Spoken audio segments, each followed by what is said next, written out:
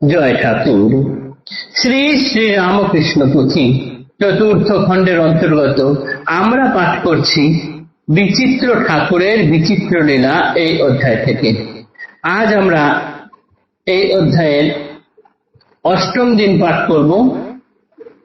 পর্ব 699, পৃষ্ঠা সংখ্যা 453 এর শেষ অংশ থেকে 454 এর অর্ধেক পর্যন্ত। এর আগের দিনের পাঠে আমরা দেখেছি ঠাকুর গিয়েছেন কেশব সেনের কাছে। কেশব সেনের শরীর এখন অতি জীর্ণ, রোগগ্রস্ত। ঠাকুর বুঝতে পেরেছেন কেশব সেন আর থাকবে না, তার দেহ চলে যাবে। তাই তিনি তাকে সান্ত্বনা দিচ্ছেন এবং বলেছেন পরজন্মে এসে তাকে আরো ভালো কাজ করতে হবে এবং ঠাকুরের নাম নিতে হবে, এই কথা বলেছেন। তা এইখানে পুথিকার বলছেন যে পরজন্মের কথা কেন ঠাকুর বলছেন? কেশব সেন ঠাকুরের এত ভক্ত, তাও তার কেন মুক্তি হলো না? উত্তর হলো এই যে কেশব সেনের নাম যশের আকাঙ্ক্ষা ছিল খুব বেশি।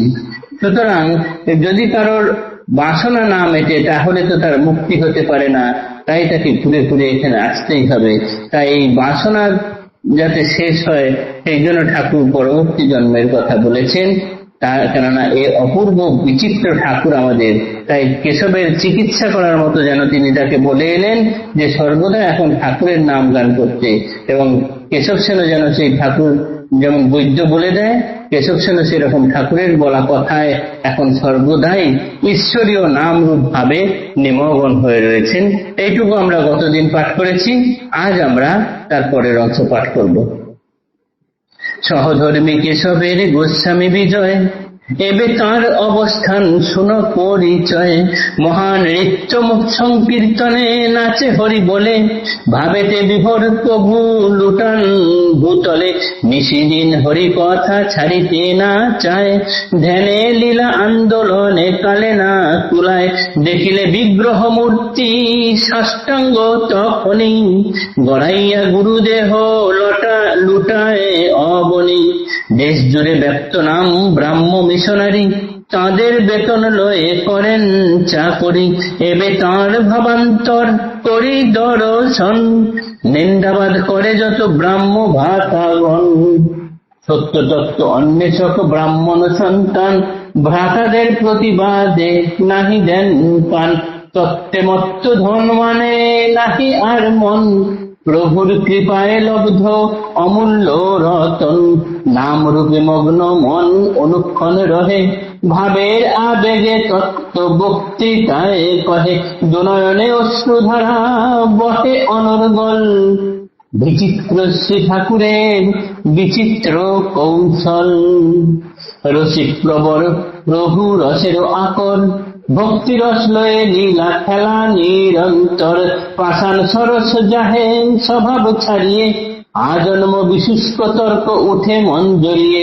বিচিত্র প্রসঙ্গ রঙ্গ বিচিত্র ব্যাপার, বিচিত্র কালের মত বিচিত্র অবতার। অযোধ্যা আশ্চর্য লীলা তত্ত্ব যেরকম, কৌতুক রহস্য রঙ্গে কিছু নহে কম। অকর্তব্য এক রূপে নহে বর্ণিবার, অন্য রূপে অপরূপ রসের ভান্ডার। সমুন্নত ফনা যত জ্ঞান মার্গীগণে, ডমরু বাজায় প্রভু খেলান যেমনে।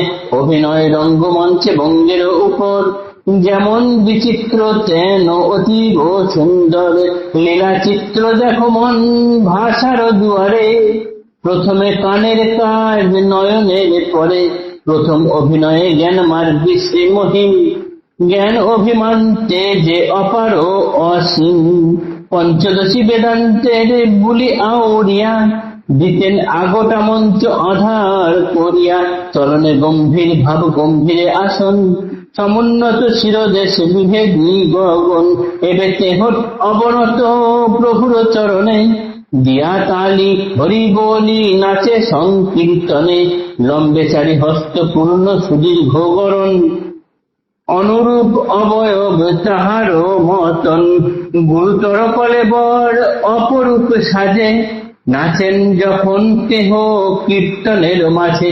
গিয়াছে পূর্বের ফনা বিচার গরল, বিচিত্র শ্রী ঠাকুরের বিচিত্র কৌশল।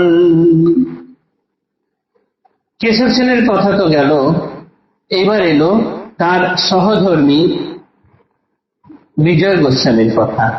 এখন বিজয় গোস্বামীর অবস্থান কেমন পুথিকার বলছেন সেটাই শোনো পরিচয়। এই বিজয় কৃষ্ণ গোস্বামী এখন সর্বদাই হরিবোল নাম সংকীর্তন করতে করতে ভাবেতে বিভোর হয়ে মাটিতে পড়ে গড়াগড়ি খাচ্ছেন। দিনরাত তিনি আর হরি কথা ছাড়তে চাইছেন না। সর্বদাই ধ্যানে লীলায় আন্দোলনে তিনি সর্বদাই যেন যেখানে যা মূর্তি দেখছেন সাষ্টাঙ্গে প্রণাম করছেন। দেশ জুড়ে মিশনারিদের নাম ব্রাহ্ম মিশনারি, তাদেরই অন্তর্গত, তাদেরই অর্থপুষ্ট হয়ে কেশব সেন এখন ঠাকুরের নাম গান লীলা গান করছেন। এর ফলে কি হচ্ছে না, বেশ কিছু তার ব্রাহ্ম ভ্রাতারা বিজয় কৃষ্ণ গোস্বামীর নামে নিন্দাবাদ শুরু করে দিচ্ছেন। এতে বিজয় কৃষ্ণ গোস্বামী ন্যূনতম কান দিচ্ছেন না, তিনি তাতে কোন রকম হেলদোল করছেন না, কেননা তার যেখানে মন বসে গেছে ঠাকুরের কৃপায়, সেইখান থেকে সেই অমূল্য রতন থেকে তিনি আর সেই মন তুলে নিতে চাইছেন না। আবেগে ভাবে সর্বদাই তিনি ঠাকুরের কথা বলে যাচ্ছেন, দুনয়ন দিয়ে তার সর্বদাই জল ধরছে ঠাকুরের কথা বলতে বলতে, কেননা বিচিত্র এই ঠাকুরের বিচিত্র লীলায় তিনি এখন সম্পূর্ণরূপে পরিবর্তিত হয়ে গেছেন। এরপরে আরেকজনের কথা বলা হয়েছে, মহিমের কথা। মহিমও তার বিশাল বপু নিয়ে এখন নাচিয়ে বেড়াচ্ছেন, দাপিয়ে বেড়াচ্ছেন রঙ্গমঞ্চ সব। সেইখানে গিয়ে তিনি পঞ্চদশী বেদান্তের কথা বলে সব দর্শকদেরকে মোহিত করে তুলতেন। তার এই বিশাল দেহ মঞ্চে উঠে যখন নাচ করতেন, কীর্তন করতেন, তখন যেন সব কিছু মানুষ ভুলে যেত। গিয়াছে পূর্বের ফনা বিচার গরল, বিচিত্র শ্রী ঠাকুরের বিচিত্র কৌশল। এরা যখন প্রথমে এসেছেন তখন তারা বিভিন্ন রকম ভাবে ঠাকুরকে মুশকিলে ফেলেছেন, কিন্তু ঠাকুর যেন সেই সাপুরের মতো সমস্ত ফনা ধরা সাপদেরকে কি মন্ত্রে বশীভূত করে তাদেরকে নিয়ে নাচাচ্ছেন, খেলাচ্ছেন, এ আমাদের বুদ্ধির ধরা ছোঁয়ার বাইরে। তাই পুথিকার বারবার এখানে বলছেন, দুনয়নে অশ্রুধারা বহে অনর্গল, বিচিত্র শ্রী ঠাকুরের বিচিত্র কৌশল।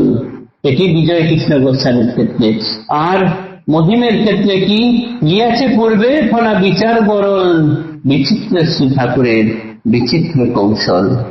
আজকের পাঠ এতটুকুই থাকলো। আগামীকাল থেকে আমরা নরেনের কথা পাঠ করব।